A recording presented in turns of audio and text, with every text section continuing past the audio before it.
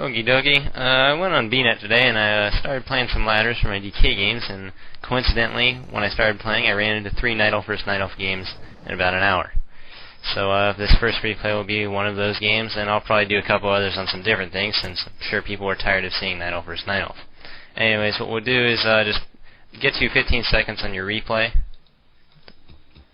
and then we'll just pause the game, and since a lot of people have been saying that I don't sync correctly, we'll do that now. So just go to 15 seconds on the replay, ignore what else is being said on the time for the MP3 player. We'll start now.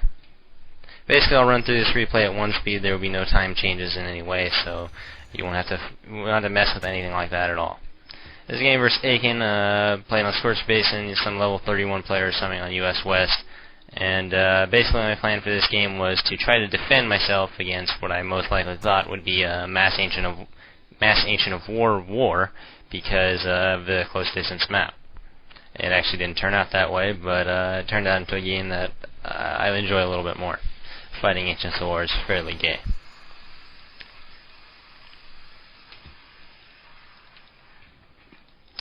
Anyways, basically what you'll see here is standard build orders by both of us. I'm not really sure. In a little bit here you'll see him do something interesting. I'm not even sure what he did. I'm seeing it for the first time myself. I think what he did was he went with his Demon Hunter and tried to creep one of these middle creeps. I'm not really sure exactly which one, but the creep thrashed him fairly good, I think. Because when I saw him, he was at about 90 life. Anyways, basically I chose this game as just more of a form of entertainment than anything really I have planned. These games would just be general games I played and just the things I feel that were important in each game as a general aspect, nothing really specific. I don't really have an overlaying theme for my audio commentaries today. So just see if you can pick up as many little tips and tricks as you can, and maybe it'll help you out a little bit. As you can see, this guy's doing the exact same build order I do. It's quite frequent these days. And he gets the second Moonwell a little bit slower, but basically the exact same build order. Just scouts with 2 wisps apparently. Maybe 3 it is. 2 or 3. Either way, here we go. Here's the Demon Hunter. He gets detonated nicely. That gets him real nice when he tries to use his Moonwells. That was probably a poor choice of his part to go creeping after he got detonated. He goes after the lizard. Interesting. He's probably going for a level 6 item real quickly. The only problem was, I think you have to go back to your Moonwells to accomplish this. I could be wrong. Impressive. Well, here's just another example of how people have learned to abuse the game. This is actually a very neat little thing. Haven't seen this before. Gets an Hank immediately. He's level 1. It's pretty nice. The only problem is, his hero is now useless because he has no Moonwells, and he has no mana. In fact, he's almost dead right here. It's very lucky he didn't get whacked by me. He would have lost his little Hank right there. That would have been funny, wouldn't it? Anyways, I think it was Kane the Fear that told me about people doing this now. You run over, you kill that, you buy a wand of negation, then you go creep the Spirit Wolves, the dogs, and you get a whole bunch of XP off them, you get a level 3 hero real fast. Seems like a real good strategy. The only problem is if someone harasses you, well, as you can see, you're going to be in for some hurt. You're not going to be able to build Moonwells, you're going to lose some wisps, you're going to lose a lot of time. Basically my plan for this game is I see he's doing the exact same build order as me. He's probably going to be doing the same unit combination as me, basically using the strategy I feel I created a long time ago. Always sucks when people don't try to think of something creative to beat you, just use what you use. Oh well. Yep, exact same build order. Gets his Hunter Saw a little bit later, which is fairly foolish, but oh well.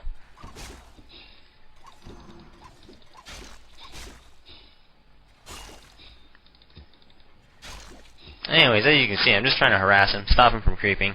I figure he wants to go creep. I didn't realize he bought a wand of negation already, but I'm just trying to slow him down in every way I can to get every advantage for when I attack him later. Now, a little bit into this replay here, you'll see me kind of at a disadvantage here, and it looks like I'm almost about to lose when he's in my base, because of one sole reason. I spent a lot of money upgrading my units very early, as you'll be able to see, and that basically wins me the game later on, even though it hurts me early on.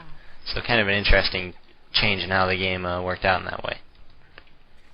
Very interesting. I don't remember ever killing this guy's hero and him using an ink, though. Weird. Maybe he didn't use it until the very end. Oh, we'll have to see. As you can see, exact same timing. Keeper the Groves out for both of us. I got Huntress a little bit faster than him. Ancient Aware, I think, is also probably a little bit faster, yeah. So you got a slow Huntress all. You can see TB's out smartly because I would have entangled him and then he would have lost his ink. So, it's a good move on his part. Immediately, I think the reason he bought the one negation wasn't to counter entangle. That's the reason I immediately go and buy one here, realizing he's using the exact same build order as me. I'm not going to let him entangle kill my units, so I go and I buy one negation. Now right here I should have realized that the guy was missing. I don't think I did, though. I'm not sure why. Maybe I wasn't paying very much attention.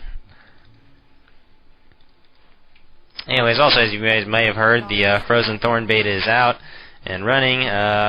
Not sure exactly when I'll get that. I haven't received it yet, but hopefully I will be. If not, I'm sure I'll find some way of getting it, and you guys will have, between me, Tillerman, and Kane, the best information about the beta possible. So I hope you all look forward to that. As you can see there, he immediately detonates me. Smart move on his part. That way, he doesn't lose all his units to entangle. My units are also weakened by a lack of mana, so my Moonwells aren't as effective. But at this point, he's lost a lot of wisp. He's only got one outside his base, and he's got one in the back of his base, so he's really not doing so well in that aspect. And you can start here, this nice little Wand of Negation and Entangle war we have going on here. Shadow Mode, as you can see, is a very useful skill in these kind of situations, because it allows me to hide my weakened units. Right there, as soon as I kill that Dryad, I probably should have gotten out of here, because I'm not going to do any more damage to him. In fact, I think I lose one or maybe two units here uselessly. Right here, I should have TP'd out before that Huntress is dead. That was a mistake on my part. And right here, I think I lose a second one. Yep, that was a mistake. I should have gotten out way earlier. I wasn't doing any damage to him. All I was doing was hurting units that didn't need to be hurt. And that is the problem with fighting inside his base, because when you do that, he has every advantage with Moonwells and with possibly Ancients. But as you can see, he has a bigger force because he is not upgrading. A major fault later on in his mind, because I think he only has one upgrade. But it allows him to try to get an early edge, but he's also trying to attack me cross map. Kind of interesting. You can see I'm already working on 1-1, going for the fast upgrade, so my units have every advantage possible later on. I think that's probably one of the... I mean, at one point in this game I felt upgrades weren't very important. And a lot of other players felt so too, including Crazy Jim.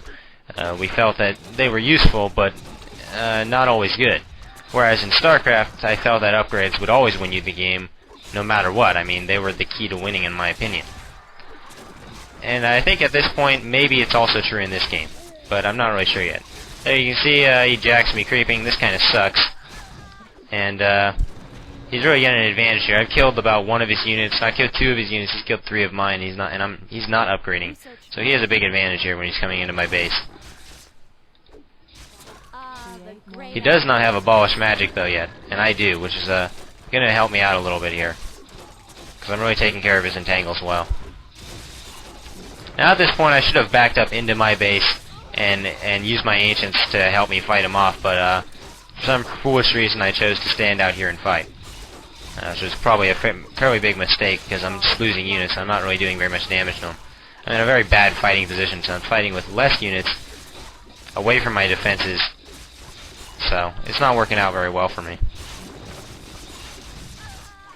But I do manage to get all his Dryads and weaken up. I mean, all his guys are weak, the same position as mine, but he still has about 3-4 Huntresses on me, which is gonna hurt. But he still can't attack me because he can't come into my base. And that is the joy of static defense in this game. It's also the same reason I lost when I was in his base earlier. So generally speaking, in the same type, when you're fighting someone that's using the same build order to them, you really don't want to attack them unless you feel that you're superior to them and you can out-micro them effectively. But even at that point, Moonwells and Aegis are just such a big defensive advantage that you really wouldn't want to go into that little battle. Both of us kind of seemed to did. I did because I thought I could do damage to him. He did because I was weakened and he thought he could do damage to me. And you'll see that happen a few times throughout the game. But as you can see, I've almost got one upgrade on my Dryads.